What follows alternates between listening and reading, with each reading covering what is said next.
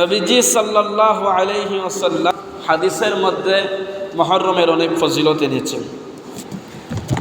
আল্লাহ, আমি যে আয়াত তিলাওয়াত করছিলাম সূরা তাওবার ৩৬ নম্বর আয়াত, এই আয়াতের মধ্যে আল্লাহ বলেন, ইন্না ইদ্দাতাশ শুহুরি ইনদাল্লাহি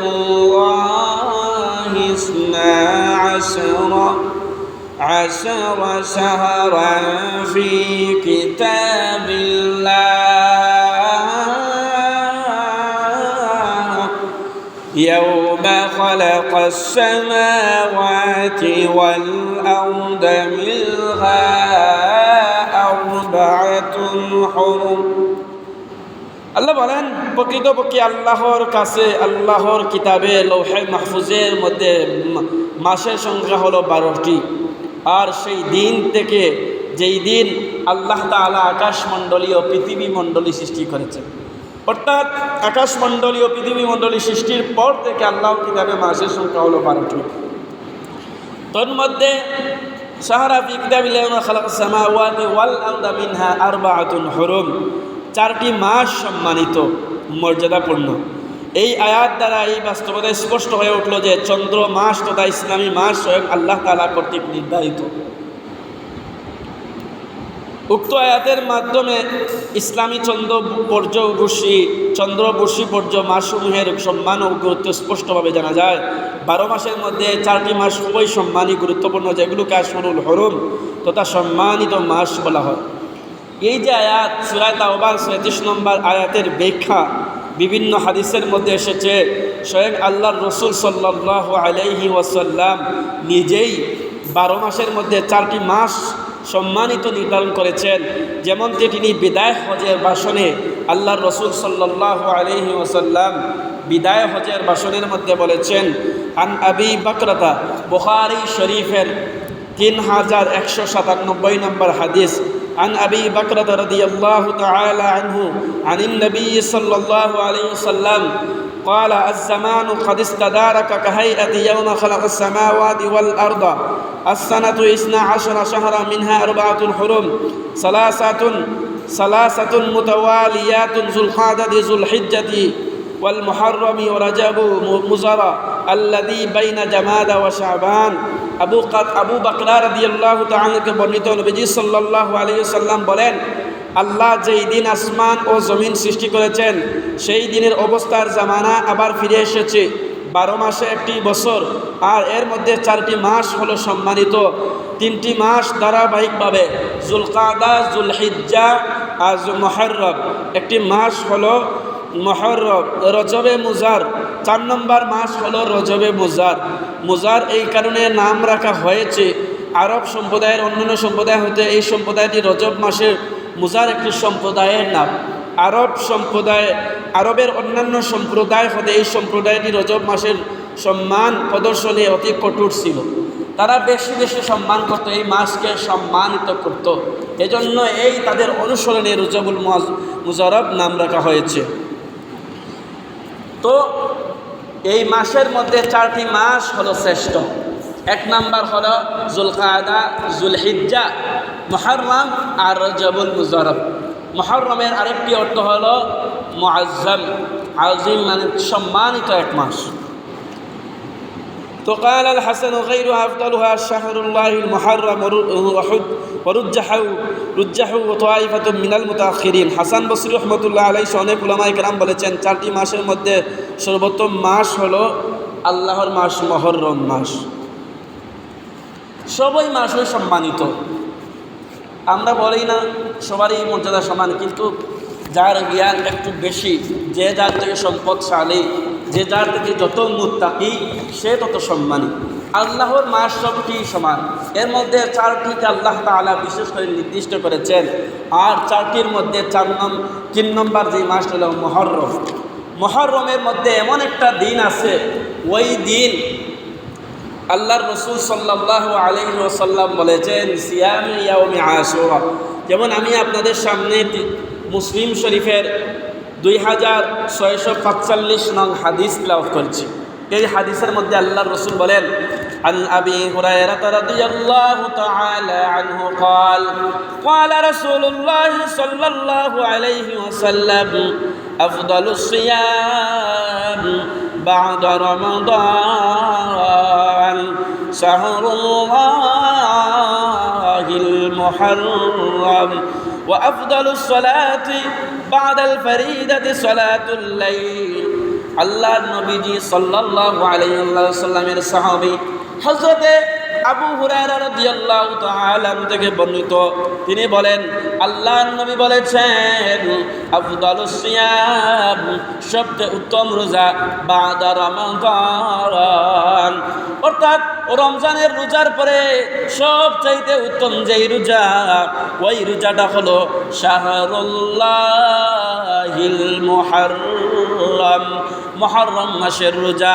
ওয়া আফদালুস সালাতি বাদাল ফরিদাতি সালাতুল লাইল, আল্লাহ তাআলার ফরজ নামাজের পর যেই নামাজ আল্লাহর কাছে সবচাইতে প্রিয় ওই নামাজ হলো সালাতুল লাইল, অর্থাৎ রাত্রিকালীন নামাজ অর্থাৎ তাহাজ্জুদ নামাজ। ফরজ নামাজের পর আল্লাহর কাছে সবচেয়ে প্রিয় নামাজ হলো তাহাজ্জুদের নামাজ। আর রমজানের রোজার পরে সবচেয়ে ফরজ উত্তম রোজা হলো আশুরার রোজা। রমজানের রোজা ফরজ হওয়ার আগে আশুরার রোজা ফরজ ছিল।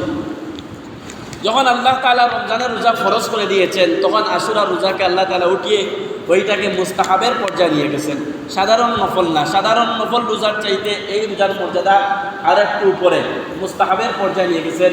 কেউ কেউ এটাকে সুন্নত বলেছে। তো আশুরা আশুরা এটা আরবিতে আশারা বা আইশরুন থেকে উদ্রত, অর্থাৎ 10 তারিখ যে আশুরার দিন ওইটাকে কেন্দ্র করে আশুরাই নাম রাখা হয়েছে। এই মুহররম মাসে আল্লাহ তাআলা অনেক মানুষকে আল্লাহ তাআলা মাফ করবেন। এটা তাওবার মাস, মানুষ আল্লাহর কাছে মাফ চাইবে, এটাই আল্লাহ তাআলা এই মাসে অনেক নবীর দোয়া আল্লাহ তাআলা কবুল করেছেন। রাসূল সাল্লাল্লাহু আলাইহি সাল্লাম যখন আসলেন, দেখলেন মদিনায় আসলেন, দেখলেন লোকেরা ইহুদিরা রোজা রাখতেছে। আল্লাহ রাসূল তাদেরকে প্রশ্ন করলেন, তোমরা কি কারণে রোজা রাখো? তারা তখন বলে, আল্লাহ তাআলা ফেরাউনের অত্যাচার থেকে এবং মুসার সম্প্রদায় থেকে মুসাকে আল্লাহ হেফাজত করেছেন, রক্ষা করেছেন, নাজাত দিয়েছেন, এই জন্য আমরা একটা রোজা রাখি। তখন আল্লাহ রাসূল বলেন, ওয়াখালিফুল ইয়াহুদ, তোমরা ইহুদিদের বিরোধিতা করো, অর্থাৎ পরিবর্তন করো, তোমরা 2টা রোজা রাখো। তারা আশুরার 10 তারিখ একটা রোজা রাখতো। আল্লাহ রাসূল যখন এই কথা বলছেন তোমরা 2টা রাখো বা আমি 2টা রাখবো, পরবর্তী হিজরিতে আল্লাহ রাসূল তখন আর বেঁচে থাকেন নাই, পৃথিবী থেকে চলে গেছেন। এজন্য আশুরা রোজা হলো 2টা। মেইন তারিখ হলো যেমন রবিবার পরে, বার হওয়ার পরে রবিবার 10 তারিখ। এই 2 দিনের মধ্যে কোন 2 দিন উত্তম? 10 তারিখ তো আপনি রাখবেন, এর মধ্যে 9 তারিখ যেটা আপনি 9 তারিখ রোজা রাখবেন, ওই দিন ভালো। 11 তারিখ রাখলে হবে, সমস্যা নেই। 9-10 অথবা 10-11, 9-10 হলে শনি রবি আর 10-11 হলে রবি সোম। এই হয় শনি রবি না হয় রবি সোম। তবে 11 তারিখের চেয়ে 9 তারিখ ফজিলতপূর্ণ, অর্থাৎ আগের দিন থেকে শুরু করলো ওইটা ফজিলতপূর্ণ। আল্লাহ রাসূল এইভাবে রেখেছেন। তো এই আশুরার রোজা, আশুরার মাসে যে ব্যক্তি দান করবে, আল্লাহ রাসূল আরেক হাদিসের মধ্যে বলেন, মান ওয়াসা আলা আয়ালিহি ফিন নাফকাতি, যেই ব্যক্তি মুহররম মাসে তার পরিবারের মধ্যে খরচ করবে, আল্লাহ তাআলা তাহার রিজিকের মধ্যে বরকত দান দিয়ে দিবেন, সারা বছর সে ভালো অবস্থায় যাবে। এই জন্য আমাদের এই মুহররম মাসে করণীয় হলো যেন আমরা বেশি বেশি করে খরচ করি পরিবারের মধ্যে আমরা খরচ করি। আর এই মাস আল্লাহ তাআলার কাছে একটা প্রিয় মাস। রমজানের পরে যে শ্রেষ্ঠ মাস, এই মাস হলো মুহররম মাস। এই মুহররম মাসে দান করলে কেমন সব লক্ষ্য করে দেখেন। নুজহাতুল মাজালিস নামক কিতাবের মধ্যে মুফতি আব্দুর রহমান শফাবী রাহমাতুল্লাহি আলাইহি উনি একটা ঘটনা উল্লেখ করেছেন। একজন পাদ্রী ছিল, একজন পথিক ছিল, একজন কাজী যাকে বলা হয় বিচার করে তাকে কাজী বলা হয়।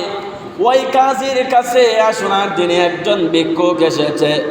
ভিক্ষুক এসে প্রার্থনা করে আমাকে কিছু দান করেন, কিন্তু ওই কাজী কিছুই দান করলেন না। এবার ওই ভিক্ষুকটা এক খ্রিস্টানের কাছে গিয়েছে, গিয়ে সাহায্য চেয়েছে। যখন সাহায্য চেয়েছে তখন ওই খ্রিস্টান ব্যক্তি ওই ভিক্ষুককে সাহায্য করেছে। আর ওই ভিক্ষুককে যখন সাহায্য করেছে, ওই ভিক্ষুকের অন্তরটা সুন্দর হয়ে গেছে, আনন্দ হয়ে গেছে, ওই ভিক্ষুকের ভিতর থেকে কষ্ট চলে গেছে, সে খুশি হয়ে গেছে। এবার ওই কাছে যখন রাত্রিবেলা ঘুমাইতে যায়, ঘুমের মধ্যে স্বপ্নে দেখে আল্লাহ তাআলা জান্নাতে দুইটা প্রাসাদ নির্মাণ করেছেন। একটা হলো স্বর্ণের তৈরি প্রাসাদ, আরেকটা হলো ইয়াকুতের লাল রঙের বর্ণের প্রাসাদ। তখন সে জিজ্ঞাসা করল, এই দুইটা প্রাসাদ কার? তখন আল্লাহ তাআলা তাকে বললেন, তুমি যদি ওই ভিক্ষুককে দান করতে তাহলে এগুলোর বিনিময়ে তুমি লাভ করতে।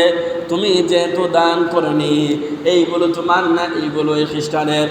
এবার যখন ওই কাজে ঘুম ভেঙে যখন গেল, ঘুম থেকে জাগ্রত হইয়া এবার ওই খ্রিস্টান ব্যক্তির কাছে গিয়া বলে, আরে ভাই, আমি গত রাতে স্বপ্নে দেখেছি তুমি একজন ভিক্ষুককে যেই পরিমাণ দান করেছ, যেই পরিমাণ দান করার কারণে আল্লাহ তাআলা তোমাকে জান্নাতে দুইটা প্রাসাদ নির্মাণ করেছেন।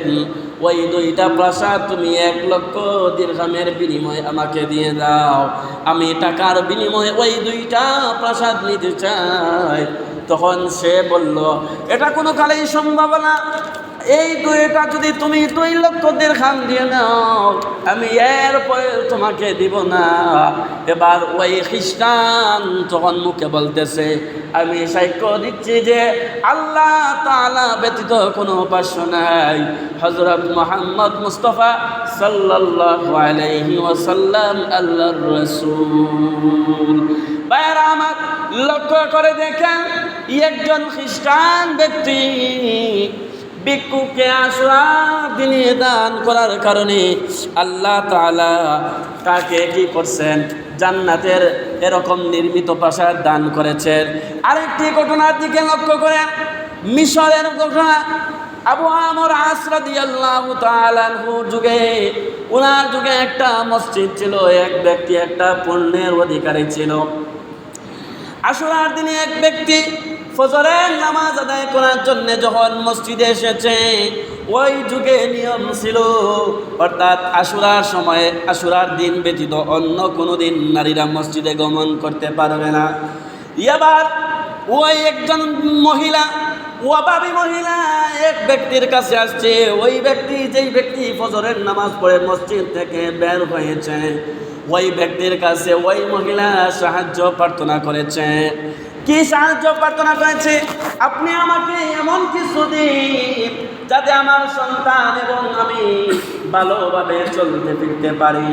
ওই ব্যক্তি বাড়ির মধ্যে গিয়া নিজের একটা লুঙ্গি ছিল, ওই লুঙ্গিটা দিয়ে ওই মহিলাকে দান করেছেন। ওই মহিলা আল্লাহ তাআলার কাছে দোয়া করেছেন, ওগো আল্লাহ, ওই ব্যক্তি আপনি জান্নাতে পোশাক পরিধান করান। ওই ব্যক্তি যখন রাতে যখন ঘুমাইতে যায়, ঘুমানোর মধ্যে আল্লাহ তাআলা তাকে স্বপ্নে দেখাইলেন। ওই ব্যক্তি স্বপ্নে দেখেছেন একজন হুর একটা আপেল নিয়ে আসতেছেন। এবার যখন ওই আপেলটা যখন ভাঙা হলো, এর ভিতর থেকে জান্নাতি পোশাক বের হয়েছে। উনি প্রশ্ন করছেন, কে আপনি? হুরকে প্রশ্ন করছেন, কে আপনি? হুর জবাব দিয়া বলে, আমি হলাম আশুরা। অর্থাৎ তুমি যে আশুরা দিনে যে লুঙ্গি দান করেছো, এই লুঙ্গির বিনিময়ে আমি আল্লাহ তাআলা আমাকে হুর বানাইয়া তোমাকে পাঠাইছেন, জান্নাতে তোমার সাথে আমার সাক্ষাৎ হবে। ওই ব্যক্তি যখন ঘুম থেকে জাগ্রত, ঘুম ভেঙে গেল, ঘুম থেকে জাগ্রত হইয়া ওযু করিয়া নামাজ পড়িয়া যখন আল্লাহর কাছে দোয়া করেছে, ওগো আল্লাহ, আপনি যদি আমাকে জান্নাতে দেন আর ওই হুর যদি আমার স্ত্রী হয়, তাহলে আপনি আমাকে মৃত্যু দিয়ে দিন। কিছুদিন যাওয়ার পর ওই যুবকটা পৃথিবী থেকে চলে গিয়েছে। সুবহানাল্লাহ। দেখেন, জান্নাতে হুরের মালিক হয়েছে, জান্নাতি পোশাক পরিধান করেছে আশুরার দিনে দান করার কারণে। এইভাবে অসংখ্য ঘটনা সারা সময় বললেও শেষ হবে না। আরেকটি ঘটনার দিকে লক্ষ্য করে দেখেন, হযরত শিবলি রাহমাতুল্লাহি আলাইহি উনি বলেন, আমি একবার ভ্রমণে গিয়েছিলাম, আমরা কয়েকজন মিলে কাফেলা মিলে আমরা একটা ভ্রমণে গিয়েছিলাম। আরবের ডাকাত দলেরা আমাদের কাছ থেকে আমাদের মাল ছিনিয়ে নিয়েছে। আমাদের সাথে যে খানাগুলা ছিল ওই খানাগুলা তারা চুরি করে নিয়ে গেছে। এবার যখন খানিগুলা চুরি করে নিয়ে গেছে, তারা যখন খাইতে আরম্ভ করলো, শিবলি বলে আমি তাদের পাশ নিয়ে যাচ্ছিলাম, গিয়ে দেখি এই দলের সৈন্যরা ডাকাত দলের লোকেরা সবাই খানা খাইতেছে আর ডাকাতের সর্দার খানা খাইতেছে না।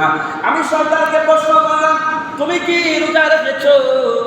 আবার রোজা রাখিয়াও সন্ত্রাসী ডাকাতি তুমি চুরি করতেছ। এবার তখন ওই ডাকাত ডাকতে বলে, রে শিবলি, আমি আল্লাহ এবং তার মধ্যে সমঝোতার পথ খুলে রাখতে চাই। এই সমঝোতার পথ হলো রোজা। আমি চুরি করলে কি হবে? আমি রোজা রেখেছি। কয়েকদিন পর দেখা গেল শিবলি রহমাতুল্লাহি আলাইহি বলেন, আমি যখন কাবা শরীফে গেলাম, তাওয়াফ করার সময় যখন আমি তাওয়াফ করতে আরম্ভ করলাম, ওই সময় ওই ডাকাতের সাথে আমার সাক্ষাৎ হয়েছে। এবার ডাকাত তখন শিবলি রহমাতুল্লাহি আলাইহি ডাকতে বলে, আরে শিবলি, দেখেছো মহান আল্লাহ আমাকে যে তাওয়াফ করাইছেন, এর বিনিময় হলো কি কারণে আমাকে পবিত্র কাবা শরীফে নিয়ে এসেছেন? আশুরার দিনে রোজা রাখার কারণে আমি ডাকাতকেও আল্লাহ কাবা তাওয়াফ করার তৌফিক দিয়েছেন। এজন্য আমাদের উচিত হলো মুহররমের যে আশুরা 10 তারিখের ওই রোজাটা রাখা। এখন এই মুহররম নিয়ে আমাদের অনেক ভ্রান্ত ধারণা আছে। অনেকে অনেক হাদিস বানায় ফেলে যে মুহররম মাসে রোজা রাখলে 60 বছরের ইবাদতের সওয়াব। ওইটা হলো ভুল ধারণা।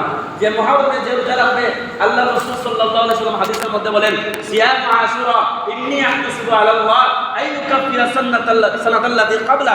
যেই ব্যক্তি সিয়াম আশুরা অর্থাৎ আশুরা রোজা রাখবে, আল্লাহ তাআলা তার পূর্বের 1 বছরের গুনাহ আল্লাহ তাআলা মাফ করে দিবেন, 60,000 বছরের না। এরা এই যে জাল বর্ণনা করে বলে যে মুহররম মাসে রোজা রাখলে 60,000 বছরের গুনাহ মাফ করে দিবেন, এইরকম ধারণা ভুল। আরেকটা হলো যে এই মুহররম মাসে আমাদের করণীয় হলো বেশি বেশি করে তাওবা ইস্তিগফার করা, রোজা রাখা আর কান্না বিলাপ না করা। আপনাদের তো মহল্লার মধ্যে এরকম কুসংস্কার নেই, এগুলো বেদাতি মহল্লায় আছে।